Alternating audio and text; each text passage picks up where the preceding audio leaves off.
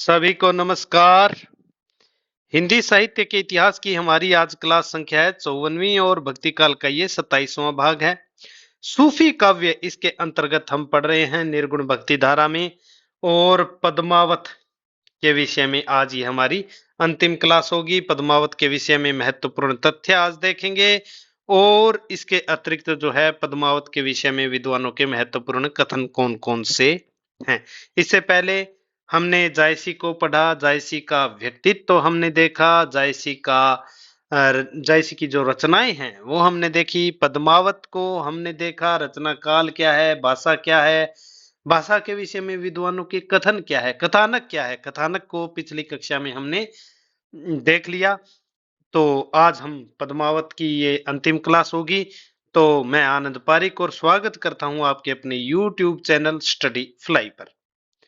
तो सभी से विनम्र निवेदन यह है कि आप इस YouTube चैनल को सब्सक्राइब अवश्य कर लें, लाइक करें, क्लास को शेयर करें ज्यादा से ज्यादा अगर आपको पसंद आए तो चलिए देखते हैं आज की क्लास में। सबसे पहले देखिए नागमती वियोग वर्णन, बहुत ही महत्वपूर्ण खंड है पद्मावत का। नागमती वियोग वर्णन जो है उसके विषय में थोड़ा सा हम देखेंगे। रतन सेन सिंहल में है, उसी दौरान जो है नागमती का जो वियोग वर्णन है वो प्रवास जन्य विरह वर्णन है उनका। तो सिंहल गए रतन सेन को 1 वर्ष हो गया है। रतन सेन और पद्मावती का जो वर्णन जायसी कर रहे हैं उसमें षड ऋतु वर्णन के तुरंत बाद जो है जायसी आते हैं नागमती के विलाप की तरफ, और उसका जो विरह है, उसका जो विलाप है वो अत्यंत ही प्रभावशाली वर्णन उसका जो है जायसी करते हैं। और अगले लगभग 73 छंदों तक जायसी जो है उनका ध्यान नागमती पर केंद्रित रहता है, जिसमें हमें जो है नागमती के 12 मासा, 12 मासा बोलते हैं विगत जो 12 महीनों का जो है एक एक महीने को लेकर जो है वियोग वर्णन किया जाता है, उसे 12 मासा कहते हैं। तो ये परंपरा जो है 73 छंदों में जायसी के द्वारा निर्वाहन की गई है, ये परंपरा हमें देखने को मिलती है। तो चित्तौड़ में नागमती है, रतन सेन सिंहल में है। नागमती एक प्रेमी की राह निहार रही है, और ऐसे प्रेमी की जिसने जाते हुए एक बार भी पलट कर नहीं देखा। और नागमती कहती है कि कदाचित नगर की किसी स्त्री ने जो है रतन सेन पर जादू कर दिया है, तभी तो वे मेरी उपेक्षा कर रहे हैं। नागमती चित उर्पंथ हेरा, महत्वपूर्ण थी पंक्ति इसलिए यहाँ लिख दी है। नागमती चित उर्पंथ हेरा, नागमती जो है चित्तौड़ में राह निहार रही है प्रेमी की। पिए जो गए फिरी किन्ह ने फेरा, एक बार पलटकर भी नहीं देखा। उसी प्रेमी की राह जो है नागमती निहार रही है। नागरी नागरी नागरी नारी कहूं बस परा, तेई बिमोही मोसो चितुहरा। नागरी स्त्री ने यानी कि नगर की किसी स्त्री ने उन पर जादू कर दिया है, तभी तो वे मेरी उपेक्षा कर रहे हैं। भावनाओं की सार्वभौमिकता है इसमें। 12 मासा में उत्कृष्ट काव्य शिल्प हमें देखने को मिलता है। तो हिंदी का जो ये पद्मावत का 12 मासा वर्णन है जायसी का, वो हिंदी साहित्य की सर्वोत्तम रचनाओं में से एक जो है वो माना जाता है।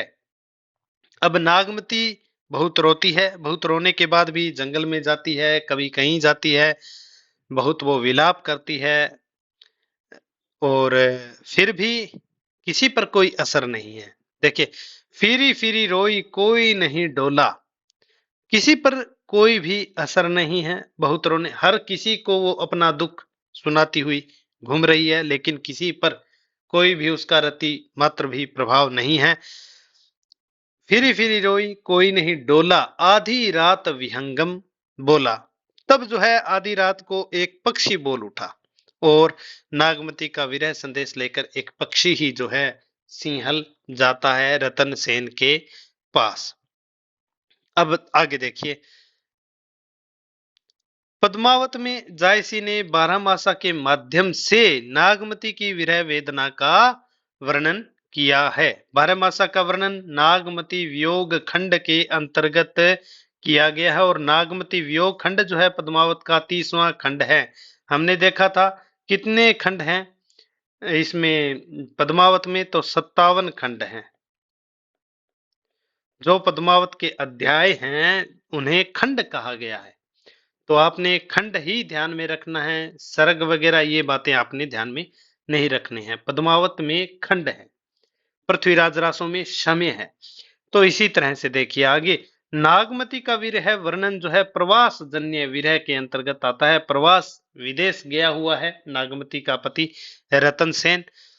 बिल्कुल उसी तरह जिस तरह से राजमती का आता है बिसलदेव रासों में। आगे चलिए, पद्मावत में नागमती का 12 मासा जो वर्णन है वो आषाढ़ माह से आरंभ हुआ है। इसमें पद्मावत में जैसे कार्तिक मास से हुआ है आपके बिसलदेव रासों में, इसी तरह उसी तरह जो है आषाढ़ मास से इसमें आरंभ हुआ है। मधुमालती में श्रावण मास से है, चित्रावली में चैत्र मास से है। इसी तरह देखिए, चढ़ा आषाढ़ गगन घन गाजा। पूछा जा सकता है प्रश्न कि नागमती जो है पद्मावत में जो नागमती का विरह वर्णन है या जो 12 मासा है वो किस मास से आरंभ है, तो आषाढ़ मास से। तपे लागी अब जेठ आषाढ़ी मोई पियू बिन छाजनी बही गाडी तन तिन उभरा झूरों खरी भई बरखा दुख आगरी जरी। तो ये नागमती वियोग खंड से लिया गया है। आगे चलिए, नागमती विरह वर्णन के विषय में विद्वानों के कथन क्या है। तो विरह वर्णन 12 मासा हमने देख लिया। देखिए, वियोग खंड जो है वो 12 मासा वर्णन किया गया, आषाढ़ मास से आरंभ होता है, पद्मावत का 30वां खंड है, प्रवास जन्य विरह के अंतर्गत आता है और नागमती के आंसुओं से सारी सृष्टि जो है भीगी हुई जान पड़ती है। एक पक्षी जो है वो संदेश लेकर सिंहल नागमती का जाता है। तो ये नागमती का विरह वर्णन। और सबसे महत्वपूर्ण हिंदी की रचनाओं में जो है ये जो जायसी का 12 मासा वर्णन है सबसे महत्वपूर्ण माना जाता है, क्योंकि भावनाओं की जो है सार्वभौमिकता उत्कृष्ट काव्य शिल्प के कारण जो है ये महत्वपूर्ण सर्वोत्तम माना जाता है। तो आगे कथन हम देख लेते हैं। जो 12 मासा है उसके विषय में, विरह वर्णन है उसके विषय में, जो नागमती का विरह वर्णन है उसके विषय में विद्वानों के क्या कथन है, बहुत ही महत्वपूर्ण है परीक्षाओं की दृष्टि से। नागमती के विरह वर्णन के अंतर्गत यह प्रसिद्ध 12 मासा है जिसमें वेदना का अत्यंत निर्मल और कोमल स्वरूप जो है हिंदू दाम्पत्य जीवन का अत्यंत मर्म स्पर्शी माधुर्य, भाषा का अत्यंत स्निग्ध सरल मृदुल और अकृत्रिम प्रवाह देखने योग्य है। इसी 12 मासा विरह वर्णन की जो प्रशंसा करते हुए आचार्य शुक्ल यह है कहते हैं, कथन है उनका। तो अगला कथन देखिए, अगला कथन इसमें शुक्ल जी का ही है। नागमती का विरह वर्णन हिंदी साहित्य में एक अद्वितीय वस्तु है। आचार्य शुक्ल का ये कथन है। नागमती का वियोग हिंदी साहित्य में विप्रलंब श्रृंगार का अत्यंत उत्कृष्ट निरूपण है। विप्रलंब श्रृंगार जो है अर्थात वियोग श्रृंगार, वियोग श्रृंगार।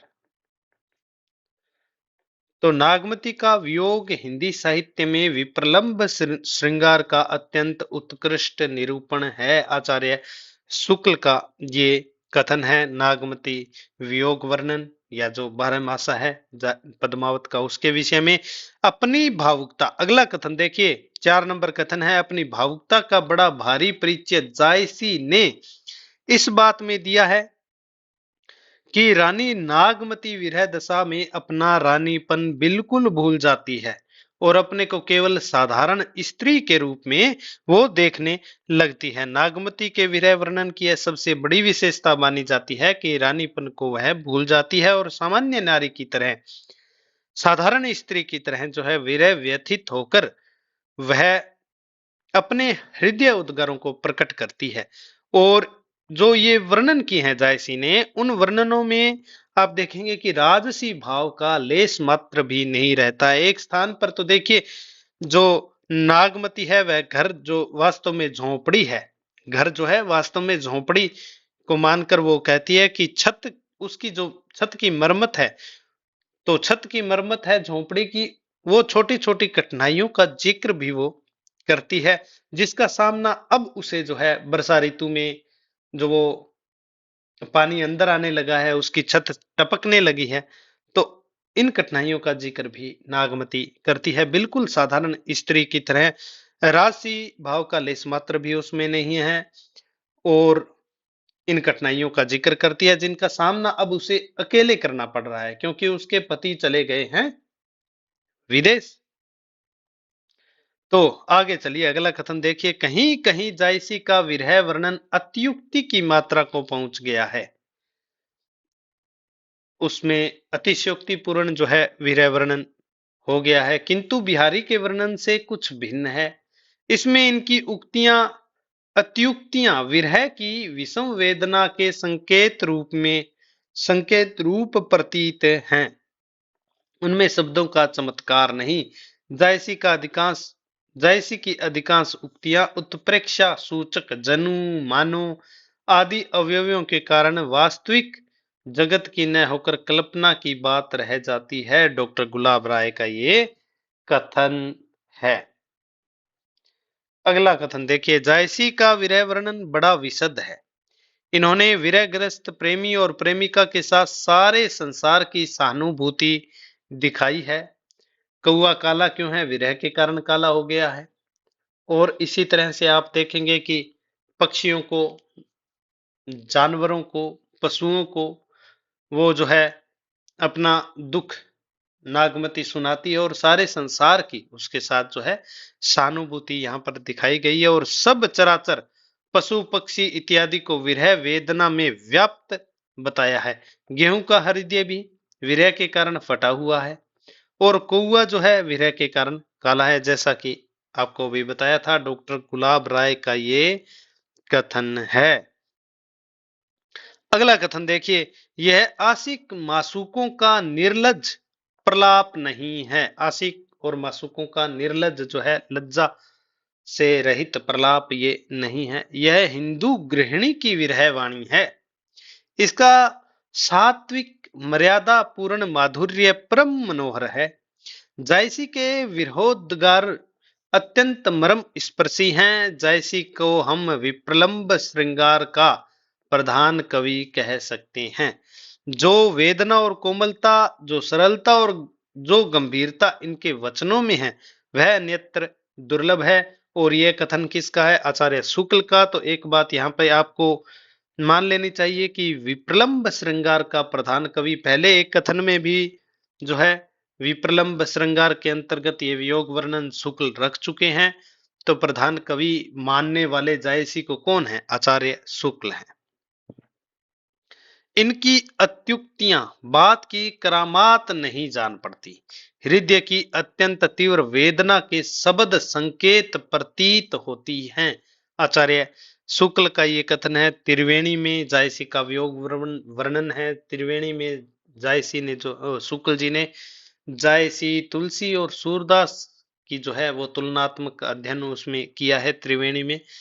जायसी का अगला कथन देखिए, जायसी का विरह वर्णन कहीं कहीं अत्यंत अत्युक्तिपूर्ण होने पर भी मजाक की हद तक नहीं पहुंचने पाया है। उसमें गांभीर्य बना हुआ है। हालांकि जो है विरह वर्णन बहुत ही अत्युक्तिपूर्ण हो गया है, अतिरंजनापूर्ण हो गया है, लेकिन मजाक की हद तक नहीं पहुंचा है। गंभीरता उसमें विद्यमान है। और कथन किसका है? आचार्य शुक्ल का ये कथन है।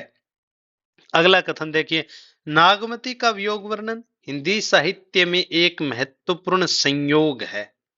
इसके लिए उसने दो जो है प्रयुक्तियां अपनाई हैं।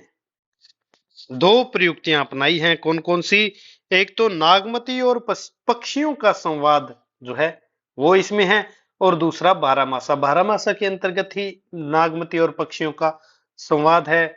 ये दोनों प्रयुक्तियां पारंपरिक है, यानी कि परंपरा इनकी अपने देश में बहुत पुरानी है। वियोगावस्था में पशुओं, पक्षियों, ये जो लताएं हैं, लता द्रुमों से अपनी प्रिय या प्रिय के संबंध में पूछताछ करने की परंपरा हमारे पुरानी रही है। पर जायसी ने इनमें जो है जनपदीय रस उड़ेल दिया। ये दो प्रयुक्तियां जो उन्होंने अपनाई, पक्षियों, नागमती यानी कि विरह जनित जो हैं, नागमती और पक्षियों का संवाद, और बारहमासा। बारहमासा भी हमारे यहाँ पारंपरिक है, परंपरा बहुत पुरानी है साहित्य में। और पक्षियों और जो है नागमती का संवाद, तो इस तरह से देखिए पशु पक्षियों से बातचीत होती रहती है। जो वियोगी अवस्था में जो है वो अपने प्रिय का हालचाल, उसके संबंध में पक्षियों से, पशुओं से, जंगल में लता द्रुमों से, पेड़ों से।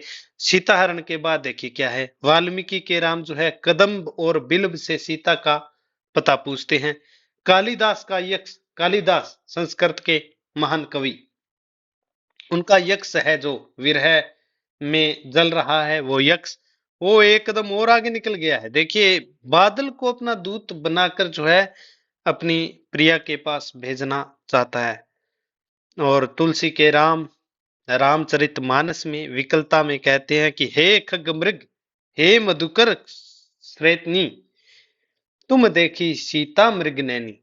तो ये, लेकिन कोई उत्तर उन्हें वहां से प्राप्त नहीं होता है। मारवणी, हमने पढ़ा है लौकिक साहित्य में, ढोला मारू का दूहा। और मारवणी जो है अपनी वियोगावस्था में कुंझा पक्षी से कुछ कहना चाहती है, लेकिन वह तो उड़ जाता है। इतना सहृदय नहीं है जितना नागमती का पक्षी है। अब नागमती जिस पक्षी से अपना दुख सुनाती है, फिरी फिरी रोई, कोई नहीं डोला, आधी रात विहंगम बोला, तो वो पक्षी नागमती का संदेश लेकर जो है सिंहल जाता है। वो ज्यादा सहृदय है, ज्यादा संवेदनशील है।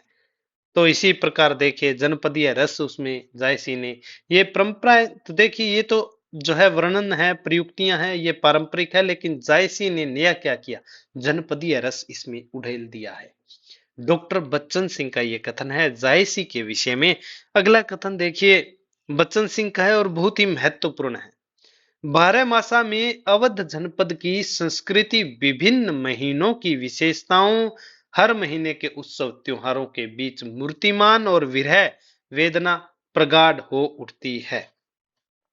विभिन्न महीनों की अलग अलग विशेषता है, और अलग अलग जो है विभिन्न महीने में उत्सव और त्योहार है वो मूर्तिमान हो जाते हैं। विरह वेदना जो है प्रगाढ़ हो जाती है। अवध जनपद की संस्कृति का वर्णन, इसके ऊपर अवधि की मिठास बरसे मगा झकोरी झकोरी, मोर दो नैन चुई जनु ओरी।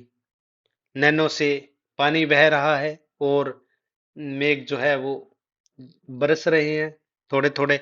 कभी वह हिंडोला देखती है नागमती, कभी हिंडोला देखती है, कभी स्त्रियों का झूमर सुनती है। प्रिय की अनुपस्थिति में मनोरा की पूजा संभव नहीं है। फागुन में चांचर होता है, वह मुख भाव से सब कुछ देखती रह जाती है। प्रिय के आगमन तक सब उत्सव आदि जो है स्थगित है। कैसे मनाएगी, उत्सव आदि स्थगित है। बहुत जो है सुनती है, कभी हिंडोला देखती है, झूमर सुनती है, चांचर होता है, लेकिन मूक भाव से सब कुछ देखती रह जाती है। और बच्चन सिंह का बहुत ही महत्वपूर्ण कथन है। तो इसे हमें जो है अवध की जनपद की जो संस्कृति है, उत्सव त्योहार है, वो जो सारे है, जब हम ये बारहमासा या विरह वर्णन जो पढ़ते हैं तो सब जो है मूर्तिमान हो जाते हैं। आगे देखिए अगला कथन क्या है। अगले कुछ तथ्य हैं पद्मावत के विषय में, कुछ महत्वपूर्ण तथ्य हम देखिए। महत्वपूर्ण तथ्य हैं ये पद्मावत के विषय में। पद्मावत में जायसी ने शाही वक्त के रूप में शेरशाह सूरी की प्रशंसा की है। कथन देखिए, जो बारहमासा थे, नागमती वियोग खंड था, उसके कथन जो है समाप्त हो चुके हैं। महत्वपूर्ण लगे इसलिए मैंने आपको सारे बता दिए। तो शाही वक्त के रूप में किसकी प्रशंसा है? शेर शाह सूरी की प्रशंसा इसमें हमें पद्मावत में मिलती है। और जो आखिरी कलाम है जिसमें प्रलय का वर्णन है, उसमें बाबर जो है शाही वक्त के रूप में वर्णित है। तो आपने याद रखना है, शेर शाह सूरी और बाबर जो है अलग अलग पुस्तकों में शाही वक्त के रूप में इनकी प्रशंसा हमें मिलती है। शेर शाह दिल्ली सुल्तानु चहुखंड तपे जस भानु, तो ये कथन उक्ति भी इसी की है। पद्मावत में आचार्य शुक्ल ने पद्मावत को समासोक्ति काव्य कहा है। अन्योक्ति और समासोक्ति विद्वानों ने कहा है। समासोक्ति अलंकार जो है सूफी कवियों का प्रिय अलंकार भी माना जाता है। डॉक्टर शंभुनाथ सिंह है, डॉक्टर शंभुनाथ सिंह ने क्या कहा है? पद्मावत को प्रतीकात्मक काव्य माना है। इसी तरह डॉक्टर नगेंद्र हैं, उन्होंने प्रतीकात्मक और रूपात्मक, देखिए रूपक जो है, रूपकों का अच्छा प्रयोग जो है जायसी ने पद्मावत में किया है। तंचितूर मन राजा कीना, तो इसी तरह देखिए पद्मावत में जायसी ने मूर्ति पूजा की निंदा की है। ये तो देखिए सूफी कवियों ने की ही है, मूर्ति पूजा की निंदा संत कवियों ने भी की है। हालांकि इतना खंडन मंडन संत कवियों जितना सूफी कवियों में नहीं मिलता है, थोड़ा बहुत जो है वर्णन है। अब आगे देखिए पद्मावत में श्रृंगार व सौंदर्य वर्णन। जायसी ने पद्मावती का सौंदर्य वर्णन, क्या पद्मावती का सौंदर्य वर्णन ही जायसी ने किया है? जायसी ने देखिए सभी का सौंदर्य वर्णन किया है। उन्होंने यहाँ तक कि मधुमाती तोपों को भी जो है सौंदर्य वर्णन जो है बहुत ही अलौकिक सौंदर्य वर्णन तोपों का कर दिया है। सिंहल की वेश्याओं का जितना पद्मावती का सौंदर्य वर्णन है, उससे बढ़कर सिंहल की वेश्याओं का सौंदर्य वर्णन उन्होंने कर दिया है। और इसके अलावा देखिए जो बादल है, बादल की नववधु, उसका सौंदर्य वर्णन भी हमें देखने को मिलता है। उसका एक तिलक जो है, बादल की नववधु का तिलक ही जो है हजारों नवयुवकों का जो प्राणांत करने के लिए पर्याप्त है। पद्मावती व नागमती का नख वर्णन जायसी ने किया है। नायिका के नख से, नाखून से लेकर सिक तक का वर्णन इसमें हमें मिल जाता है। जायसी ने शरीर के सभी अंगों का दिव्य व अलौकिक वर्णन जो है वो किया है। जायसी के श्रृंगार वर्णन में मानसिक पक्ष प्रधान है, शारीरिक पक्ष गौण है। शुक्ल का ये कथन है। तो जायसी ने पद्मावत में श्रृंगार व सौंदर्य वर्णन जो है वो किया है। पद्मावत में जायसी ने प्रकृति चित्रण में भी जो है प्रमुखता से इन्होंने किया है। प्रकृति चित्रण भी, क्योंकि आपको पता है कि सूफियों की दृष्टि में प्रकृति प्रेम परमात्मा तक पहुंचने का एक साधन भी है। और प्रकृति का आलंबन, उद्दीपन, रहस्यात्मक रूप में चित्रण उन्होंने किया है। विभिन्न रूपों में प्रकृति का वर्णन हुआ है। आलंबन में, उद्दीपन रूप में, रहस्यात्मक रूप में, उपदेशात्मक रूप में, प्रतीकात्मक, मानवीकरण, संवेदनात्मक, संदेशवाहक रूप में, अनेक रूपों में प्रकृति का चित्रण उन्होंने प्रमुखता से जायसी ने किया है। लोक तत्व का विधान है, देखिए जायसी पद्मावत में लोक तत्व का विधान है।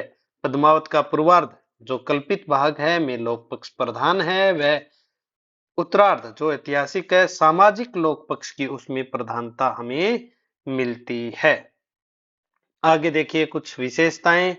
जायसी के पद्मावत में प्रेम के लोक धर्मी स्वरूप का चित्रण हुआ है। लोक धर्मी जो है प्रेम का स्वरूप यहाँ पर चित्रित हुआ है। पद्मावत में सात सात चौपाइयों के बाद जो है दोहा लिखा है जायसी ने। पद्मावत में, पद्मावत जो है भारतीय लोक कथा पर आधारित प्रबंधात्मक महाकाव्य है, जिसमें 57 जो है खंड है यहाँ पर सर्ग आदि वो नहीं है। अध्यायों को यहाँ पर खंड कहा गया है। पद्मावत की शैली अगर हम माने तो प्रौढ़ और गंभीर है। हालांकि ये चीजें हम देख चुके हैं, लेकिन महत्वपूर्ण तथ्यों को एक बार देख लेते हैं। जायसी का प्रमुख अलंकार उत्प्रेक्षा अलंकार माना जाता है। यहाँ पर जो है सूफी कवियों का प्रिय अलंकार समासोक्ति माना जाता है। और पद्मावत को तो समासोक्ति काव्य विद्वानों ने कहा ही है। जायसी का प्रमुख अलंकार जो है वो उत्प्रेक्षा अलंकार माना जाता है। आगे देखिए क्या है, विजय देव नारायण शाही, एक ऐसे आलोचक, बहुत ही काम उन्होंने किया है पद्मावत पर, और जिन्होंने पद्मावत को सूफी काव्य मानने से इनकार किया है। अगर पूछ लिया जाए तो किसने सूफी काव्य नहीं माना है, तो ये मोस्ट होगा विजय देव नारायण शाही। एक ऐसे विद्वान हैं जो पद्मावत को सूफी काव्य मानने से इनकार करते हैं, ट्रेजिक कृति कहते हैं। वो कहते हैं कि ये एक ट्रेजिक कृति है। ये भी महत्वपूर्ण होगा।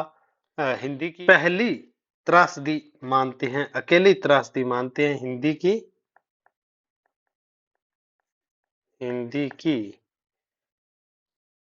पहली त्रासदी। तो ट्रेजिक कृति किसने कहा? विजय देव नारायण शाही ने कहा, जो सूफी काव्य इसे मानने से इनकार करते हैं। सूफियों का रहस्यवाद जो है भावात्मक रहस्यवाद है, आपको पता है।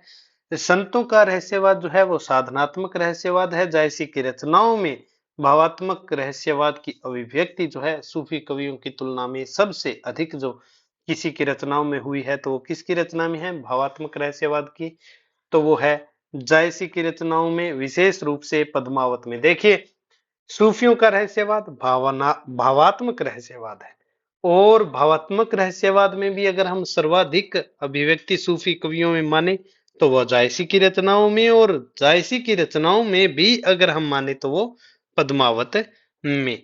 आगे चलिए, पद्मावत के विषय में विद्वानों के कथन, ये कुछ महत्वपूर्ण बातें थी। अब हम महत्वपूर्ण कथनों को देख लेते हैं।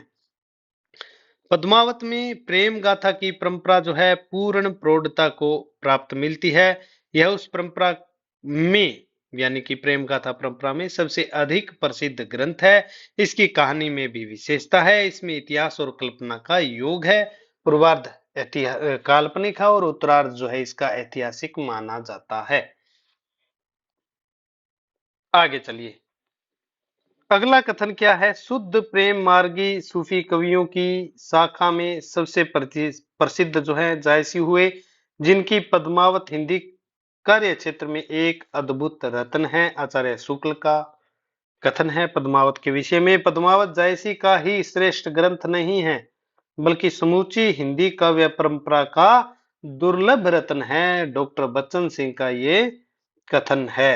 आगे देखिए, अगला कथन क्या है? प्रेम गाथाओं में इसका पहला स्थान है, परंतु प्रबंध काव्यों में रामचरितमानस के बाद दूसरा डॉक्टर गुलाब राय का ये कथन है। रामचरितमानस जो प्रबंधात्मक रचना है, तो उसमें प्रेम गाथाओं में तो इसका जो पहला स्थान है, लेकिन प्रबंध काव्यों में रामचरितमानस के बाद इसका दूसरा स्थान रखा जाता है। डॉक्टर गुलाब राय का कथन है, हिंदी साहित्य का सुबोध इतिहास वो लिखते हैं, पद्मावत की कथा इतिवृत्तात्मक होते हुए भी रसात्मक है। इतिवृत्तात्मक है, लेकिन फिर भी उसमें जो है रसात्मकता है, नीरस वो नहीं हुई है। पद्मावत का सबसे बड़ा सौंदर्य पात्रों का मनोवैज्ञानिक चित्रण है।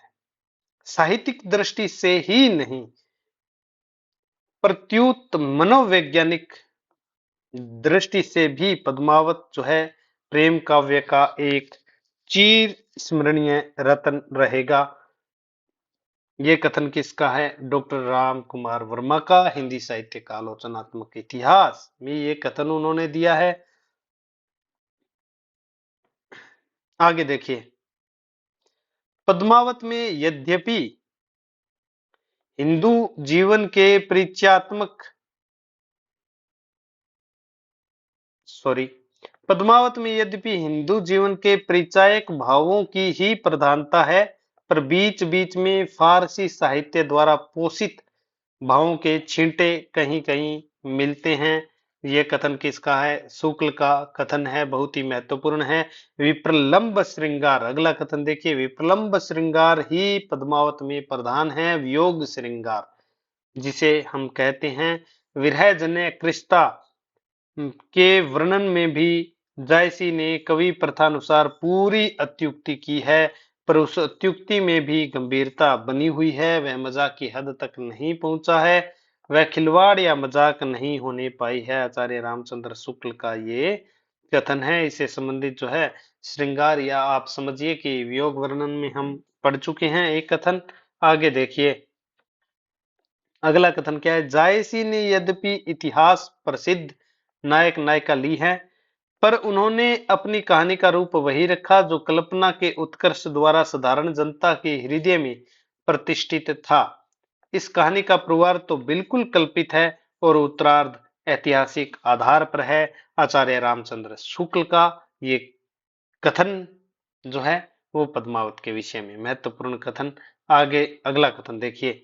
यद्यपि पद्मावत की रचना संस्कृत प्रबंध काव्यों की सरगबद्ध पद्धति पर नहीं है, फारसी की मसनवी शैली पर है, पर श्रृंगार वीर आदि के वर्णन जो है चली आती हुई भारतीय परंपरा के अनुसार ही यहाँ भी हमें मिलते हैं। इसका पूर्वार्ध तो एकांत प्रेम मार्ग का ही आभास देता है, पर उत्तरार्ध जो है वो लोक पक्ष का भी विधान इसमें मिलता है। आचार्य शुक्ल का ये कथन है। अगला कथन देखिए। सूफियों का रहस्यवाद अद्वैत भावना पर आधारित है, जिस पर संत काव्य आधारित है। सूफी कवियों ने अपने प्रेम कथानकों की प्रेमिका को भगवान का प्रतीक माना। जायसी ने अपने प्रबंध काव्य पद्मावत में समासोक्ति पद्धति का प्रयोग किया है। हजारी प्रसाद द्विवेदी का ये कथन है। तो समासोक्ति काव्य भी इसे कहा गया है। जायसी के सादृश्य अगला कथन देखिए। जायसी के सादृश्य मूलक अलंकार सौंदर्य के सृष्टि व्यापी प्रभाव को और हार्दिक संवेदना को प्रकट करने में समर्थ हुए हैं। ये कथन हजारी प्रसाद द्विवेदी का है। पद्मावत के विषय में ये कथन है।